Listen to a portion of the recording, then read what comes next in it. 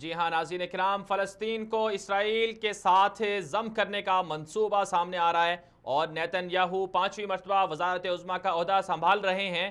تو اسی دوران امریکہ کے جو مشیر ہیں، صدر جو ٹرمپ ہیں، ان کے مشیر جیرڈ کوشنر جو یہودی ہیں، انہوں نے ایک منصوبہ تشکیل دیا تھا جس کے 200 صفحات جو ہیں وہ لکھے جا چکے ہیں۔ شرائط ابھی تک سامنے نہیں آئی ہیں۔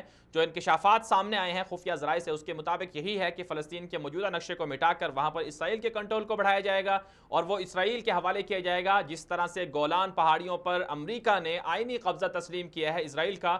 اور یہی خدشہ ہے کہ امریکی صدر ٹرمپ کے دور کے اندر جو ہے نیتن یاہو چاہ رہے ہیں، اسرائیل والے یہودی چاہ رہے ہیں کہ فلسطین کو جو ہے وہ اسرائیل کے کنٹرول میں لے کے آیا جائے اور عملاً جو ہے بیت المقدس کو وہ حوالے کر دیا جائے اسرائیل کے۔ اور یہی وجہ ہے کہ امریکی صدر جو ٹرمپ ہے، انہوں نے دنیا بھر میں جو اپنے سفارت خانے ہیں، جو سیکیورٹی وہاں پر جو سیکیورٹی ہے وہ سخت کر دی ہے، کیونکہ رد عمل سخت آ سکتا ہے اور عید کے قریب یا عید کے بعد جو ہے اس منصوبے کا اعلان کیا جائے گا۔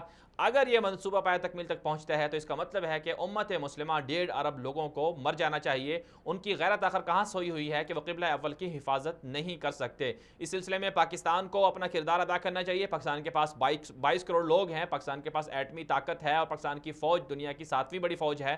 تو اس اعتبار سے پاکستان کا کردار بہت ضروری ہے۔ سعودی عرب کو ساتھ ملا کر، ترکی کو ساتھ ملا کر عالم اسلام کو اپنا کارنامہ کردار جو ہے وہ ادا کرنا چاہیے۔ اسی حوالے سے عرب لیگ کا اجلاس بھی ہونے جا رہا ہے کل، لیکن یہ اجلاس کیا کر پائے گا، محض اجلاس ہی ثابت ہوگا، یہ تو وقت ہی بتائے گا۔ اگر فلسطین کو امت مسلمہ محفوظ نہیں کر سکی تو اس کا مطلب ہے کہ تاریخ کبھی بھی آج کے دور میں جینے والے مسلمانوں کو نہیں معاف کرے گی۔